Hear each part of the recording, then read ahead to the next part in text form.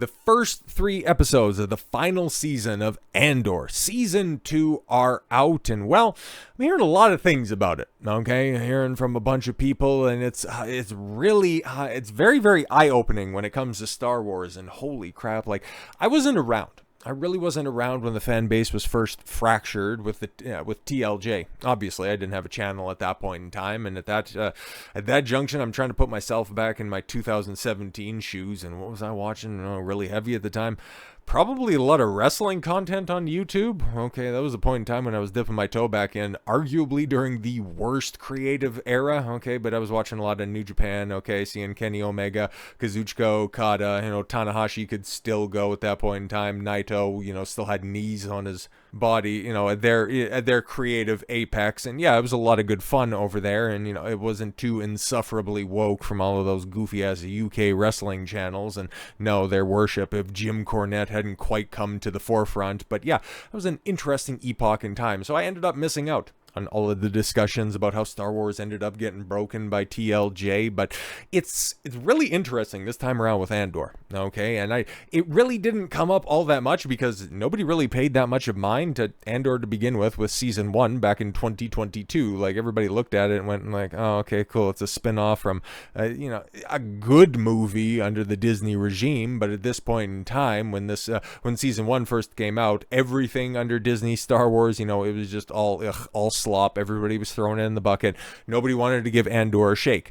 And then as time goes on, and as, season 1 wrapped up, people, in hushed tones watching that stuff, and was like, actually, it was pretty good. Okay, you might have got put off by the first couple episodes, but bro, it really starts to kick in on and around the halfway mark. And no, this isn't, some kind of cope that's out there. It's it's laying a lot of groundwork, a lot of good character work in the first half, and then, the prison arc starts up, and then after that, it's just all systems go, and that is some great stuff that is out there. That's what you were hearing, but that took a really long time. It was a slow burn, and it was the only Star Wars show, okay, at least at this point in time, that ended up aging better after its conclusion as more time has passed, as opposed to Mandalorian season 1 and season 2, and actually I think it was dead on arrival with season 3. Like, nobody was really cheerleading that, but how everybody really loved, oh my god, it was so good to see Anakin and Ahsoka, but who actually looks back on season 1 and goes, yeah, outside of that key jangle, if you like the whole it's rad, and Dave Filoni, oh my god, it was so cool. They had the lightning strike, and he went from Anakin to Vader and then back to Anakin again, and it was so great when he had the Sith eyes and he squared off against Ahsoka. I love that stuff in the world between worlds. It's like, Jesus Christ, man. For as much as I'm hearing right now about how Andor season 2 doesn't feel like Star Wars, it's betraying George's vision of Star Wars. The motherfucker sold the shit back in 2012, okay? Who gives a flying fuck what George's vision is? He cared so little about Star Wars, he decided to sell it off to the white slavers, which is another concept that we're going to have to pick up on a little bit later as we discuss a major controversial scene that as many Star Wars fans object to. Yes, because it's just not something that belongs in Star Wars, and arguably, well, actually, not arguably, it doesn't really belong in polite society, but, oh man, it's interesting, right? Because getting down to nuts and bolts here real quick, I haven't heard any, long form breakdowns. I'm looking forward to EFAP. I'm recording this Thursday night, and I haven't heard Mahler explicitly address how they're going to be doing the Andor coverage. It might just be, for the next 4 weeks, they're doing the breakdowns of these 3 episode installments, which would be fantastic, okay? Or if they're going to be doing watch-alongs and commentary over the top of it, not entirely sure, but just from the people that I've heard, I have been intensely disappointed because far too many critics and reviewers, people that want to tell you that Disney Star Wars isn't Star Wars because it doesn't feel like Star Wars, cannot really articulate why Andor is bad outside of my pacing, my nails and screws, and it's slow. Okay, cool. Can you give me any examples? No, I don't like it because because Andor's boring. Oh, okay, cool. Good stuff that you have right there. I thought the whole reason that people liked the OT was because A New Hope and Empire were really well written and the characters were properly fleshed out, and the battles that were in it actually had character work that made them more consequential. And for all of the eye-rolling and tonal whiplash that you have with Return of the Jedi, the best aspects of that are the Luke and Vader stuff and the throne room fight. because the action is broken up with really good character work. I thought that's why people like Star Wars. No. They liked it because of lightsabers and X-Wings and TIE fighters. It's like, oh, okay. Now I can see why groups like the Fandom Menace ended up splintering and breaking apart. I can see why a lot of the channels that were highly critical of The Last Jedi have fallen off in the past 8 years since that film came out. How they couldn't transition off of Star Wars critique because, they liked this at one point in time, biggest cinematic franchise in history. They liked it for superficial reasons. They didn't actually like it for the quality reasons. And I'm not saying if you don't like Andor, because I haven't watched a second of it. Hell, I've only seen a couple of snippets, and I really like the stuff that I have seen, and it's an aesthetic that, really draws me in, because here's the thing, man, like, I talk about it ad nauseum because it's something that I'm watching on a very consistent basis, but The Hobbit and The Lord of the Rings, very analogous to Star Wars, okay, especially when it comes to structure, because the original trilogy is, very much on a pedestal. It's at an elevated position in the eyes of the fandom for a multitude of reasons, same with The Lord of the Rings, and then you got The Hobbit. It's kind of like the prequels, okay? And a lot of tonal whiplash that's there. Some really good stuff that's in it. Okay, Palpatine's rise. A lot of the performances that are there. And then for The Hobbit as well, I like a bunch of the performances. And for the most part, the stuff that is, actually about The Hobbit and not Gandalf's goofy little excursion. There's a very good story that's there. It's just unfortunately subject to some really wonky and purposeless action scenes and just tonal whiplash where the dwarves are idiots and assholes for no good reason, and Peter Jackson really wanted to interject it with some fun and try to make it as grandiose as Lord of the Rings, even though it's like the scale's not even close. But Lucas is very much the the same type of guy. Jar Jar, obviously, and then all of the melodrama with Anakin and Padme and making Vader go no at the end, which I can kind of justify because, again, it just comes up as, that's something that Vader wouldn't do. You're right. That's not something that an established OT, 40 years under the helmet Vader wouldn't do. But that's like 10 minutes after Anakin gets fit with a new body, and it's like, yeah, he's still going to be emotional. He's still going to be more Anakin than he is Vader at that point in time. So yeah, him having that, really cringe outburst has been memed like so much of the prequels at this point in time. I can, kind of hand wave that away as much as you might not like it. It's understandable in the situation, which is exactly what we have with this repulsing scene in the first arc of Andor, which from the people that have seen the whole series, and I don't really know, man. This is also coming from people that said that Daredevil Born Again Season 1 really stuck the landing, but apparently this is the weakest arc for Andor, and then by the end, things really kick in. So does that mean that, you're going to get better character work, or is it just going to be more things that I remember and big battles and explosions? But based on what's there so far, it's a lot of character stuff, okay? Mon Mothma's Machiavellian machinations, at a wedding. Andor off doing some recruiting, and then, Bix getting accosted by an Imperial officer, and that ended up, even though from what I've heard as well, and I was trying to find the scene, and obviously, here's the thing, like, if Andor Season 2 ends up sticking the landing, like, I kind of want to watch all of it, okay, because I'm very trepidatious when it comes to, engaging with new media. House of the Dragon Season 1 really sold me after its, first season conclusion, and Season 2, it's quite a quantitative step down. It's still decent, but there's some really goofy character-related decisions, and the whole Black Council just kind of ends up spinning their wheels quite a bit, and they're focusing way too much on the most insufferable character once again. That's another topic for another time, but Season 2s have really soured me on a bunch of other projects that I was kind of looking forward to engaging with. Arcane, okay, like I heard nothing but great things from just about everybody in regards to the first season, and then the second season happened, and holy God, I have no desire to ever go check that stuff out. But so if Andor Season 2 is good, I will definitely be checking out the entire run, knowing that it's a complete story, because, what I have engaged with recently, outside of Lord of the Rings, Game of Thrones, so it's like the first couple of seasons were alright, and then, that totally fell off a cliff. And Attack on Titan, I look down at my, all of the Blu-ray copies that I have down there, and it's like, God damn it, man, that shit sucks right at the end. It's really good. It's really good, okay? If you're watching it, or if you've ever wanted to watch Attack on Titan, I would highly recommend everything through the first 3 seasons, okay? And if you want to end it right there after that revelation, you go ahead, and it's a great place to end. I do kind of like, and without spoiling too much, there's an invasion part after that, and it's like it's pretty good.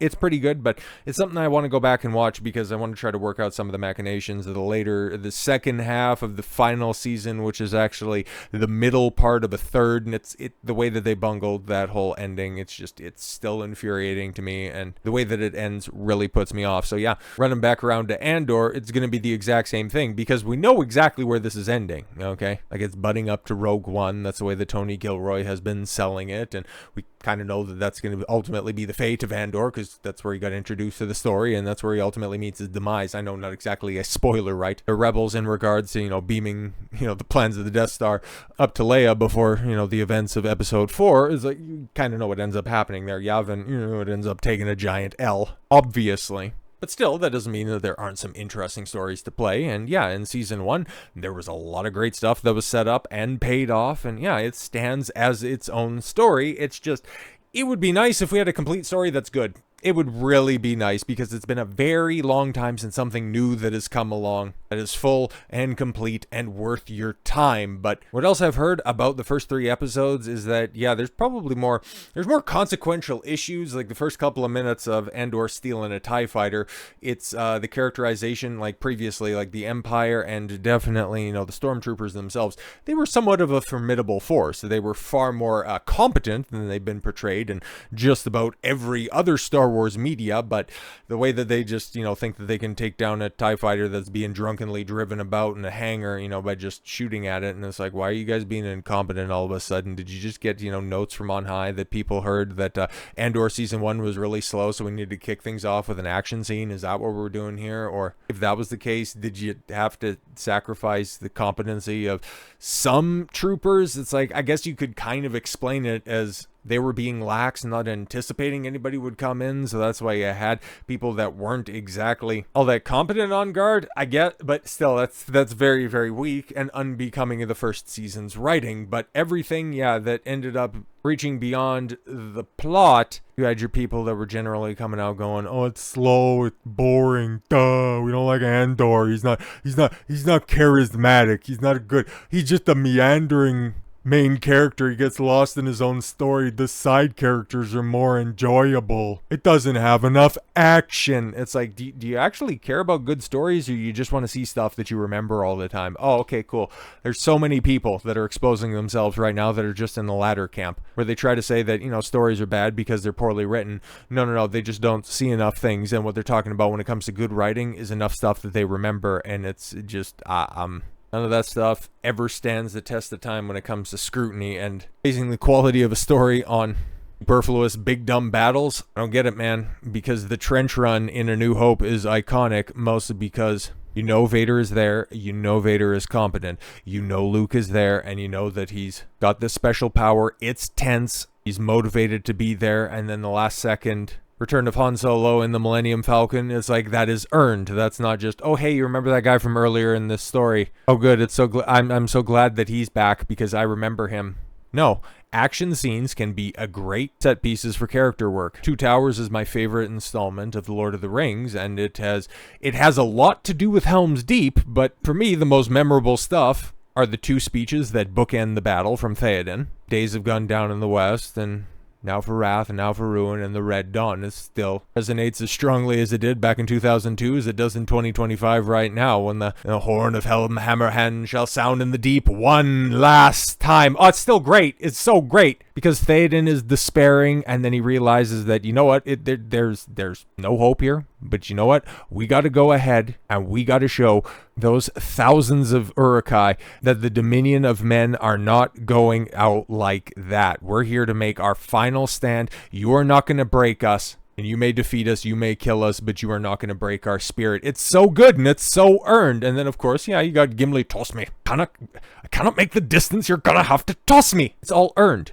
It's not just, oh, I liked it when Aragorn swung his sword and he killed that orc. No, it's not just all of that stuff, man. It's superficially cool to see the big trees take down Isengard and destroy and release the river. But that's all earned because Pippin tells Treebird to drop him and Mary off at the south end of the Fangorn Forest, and he shows Treebird the extent of the destruction of Saruman. It's all earned, and it makes sense. Unlike with The Hobbit, where, okay, cool, you have the escape from Goblin Town, and that shit just goes on and on and on and on.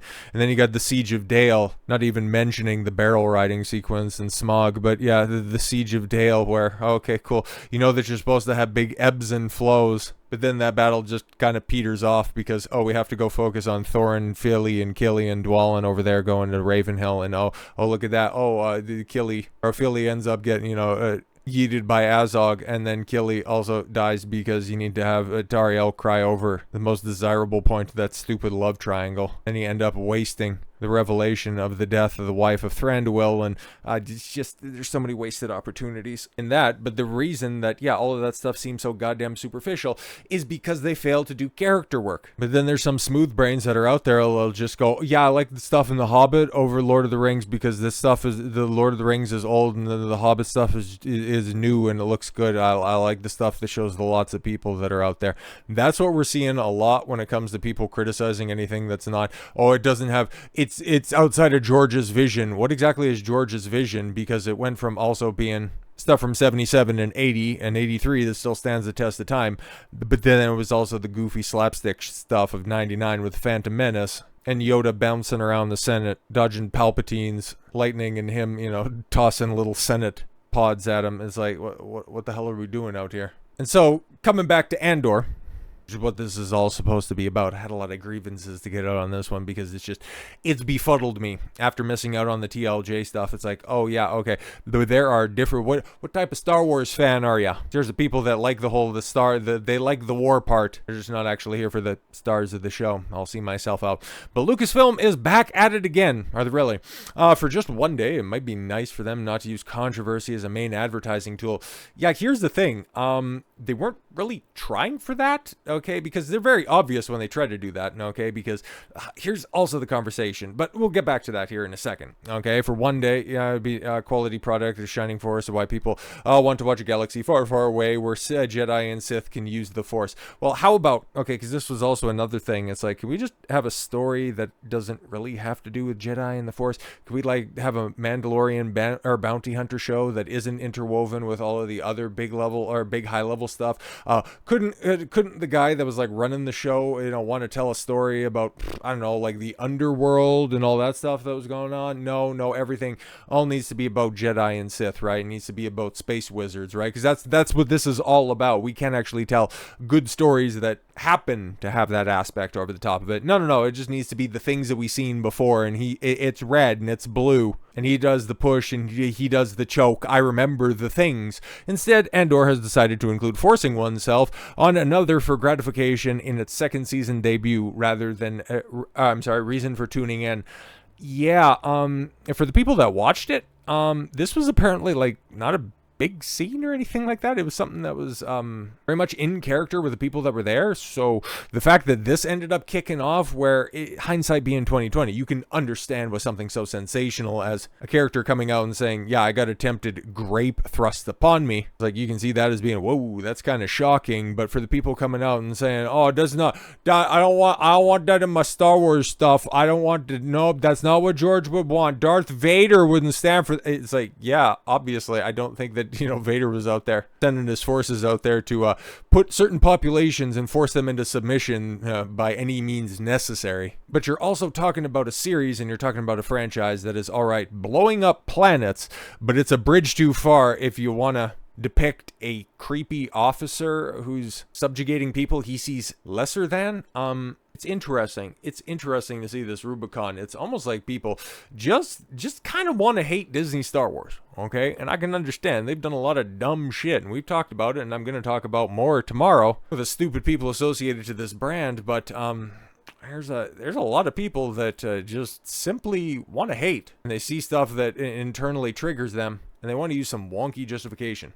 Disney Plus is dropping Andor episodes 3 at a time Tuesday evenings in the next 3 weeks, 12 episodes in total. Some fans may be done already with the show for AS reportedly costing more than $600 million to produce. Yeah, it's absolutely wild, but it also kind of looks really expensive. No, that's a lot of money. That is a lot of fucking money that they are never going to see, because honestly, for as much conversation as this is driving right now, it's not going to proc a rating. Like, this thing is not going to track at all. It'll probably do better than The Acolyte. It'll probably do better than Skeleton Crew, but is it going to reach the heights that Mandalorian Season 1 did? No, man, there's way too much brand damage to the Star Wars IP. That the best you can hope is that maybe it shows up on some top 10s. Like, hopefully it's good, but it's not going to save the brand. Nobody has those lofty expectations, even if it is good, even if it does stick the landing, even if it does give all aspects of the fandom exactly what they want. If it shows all of the TIE fighters, if Vader comes up and I hear the breathing and he goes, "Oh, you won't fail me again," and he force chokes somebody and he does the thing that I remember, it's not obviously going to save anything, okay? But whilst, yeah, some Star Wars fans are happy with the super gritty, actually evil events being included in the show, others think that getting into this sort of darkness is a concept George Lucas would never have wanted on screen in a sci-fi universe. The guy that wrote Order 66 would think that it is a bridge too far, that somebody fails and gets killed attempting to, get some uncooperative poon. SA in Star Wars feels unnecessary. You can portray power dynamics and making the audience hate the Empire in other ways without taking it to such a disgusting place. Vader wouldn't tolerate that shit, nor does the Empire condone it. Yeah, imagine that, okay? An orderly governmental structure that doesn't want illegal acts, and they wouldn't condone them, obviously. This is also an empire that enslaves and destroys planets, that doesn't have a problem killing younglings, but it's all right because it happens off screen. It's like the mental hoops, okay? And Star Wars theory, okay? I've talked about him before. It's like he seems like a pretty level-headed, nice guy, but he's completely and totally blue-pilled in his mindset. Okay, because SA is apparently a bridge too far from him. It's the worst thing that can possibly happen. Even though I think, getting set on fire, having your limbs severed, or the fate of Shmi, I think, is probably a little bit more disgusting than having an incompetent Empire goof attempt to butt blast you. But this shows, okay, and Andor specifically, this is showing the lengths to which the Empire, an actually evil and actually competent Empire, that they're going to go in order to enforce their will, to exert their dominance. By hook or by crook, that's what they're going to do. And if that's the story that you're telling, and it's congruent with the other aspects of your storytelling, then go ahead with that, okay? The fact that this is a conversation online, I mean, it's kind of getting fanned by the media, because of course they're going to, okay? And of course they're going to try to spin this out into something that it's not, because just look at this headline, right? Andor creator explains that shocking assault scene were all the products of, I beg your pardon? Really? Okay, but here's the thing. This is not what he's talking about. Not what he's talking about at all, okay?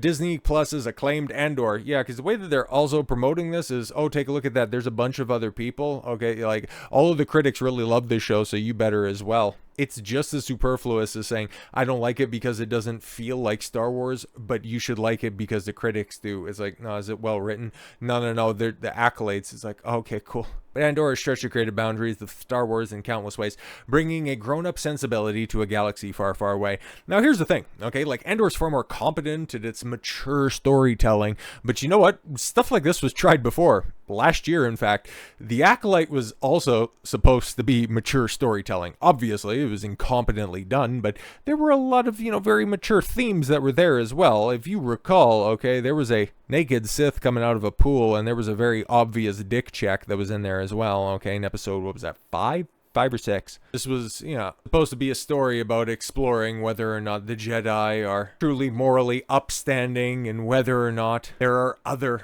sects of forced users that could go ahead and also train people in their ways and be just as, if not more, successful in their ways. Obviously, it was incredibly incompetently done, but that was their aim. But that's storytelling.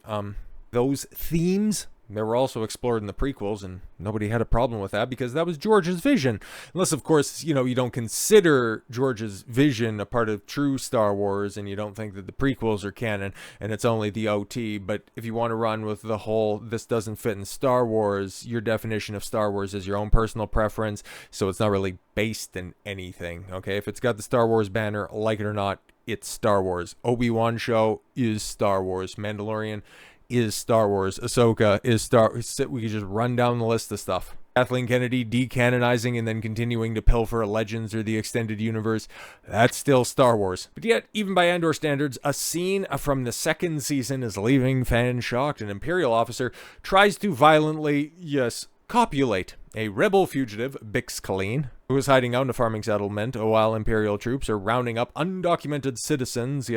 Reads some sample reactions below. We can, but I don't really need to. But yeah, undocumented citizens. And yeah, that's also something else that probably, okay, if it wasn't for an officer getting a little bit too handsy, that would probably also trigger people. And I'm sure that there were a bunch of Access Media rags ready and willing to run with the whole, undocumented, and look at all the backlash that he's getting from that. And it's like, again, this is a very stringent empire, and them, wanting to have complete and total order over the planets that is under their jurisdiction. They're going to want to have everybody orderly and thoroughly registered. So yeah, if somebody's not going to be undocumented, you're just reading way too much into real world politics here. And I don't blame you. You know, Lucasfilm has been very heavy handed with that stuff. Again, we can bring up the Acolyte example right there. Another reason why that was a complete and total storytelling failure, but it could work in Andor because that's the way that, the Empire's been set up here. They're competent, and they're looking for undocumented citizens to deport them and throw them in jail.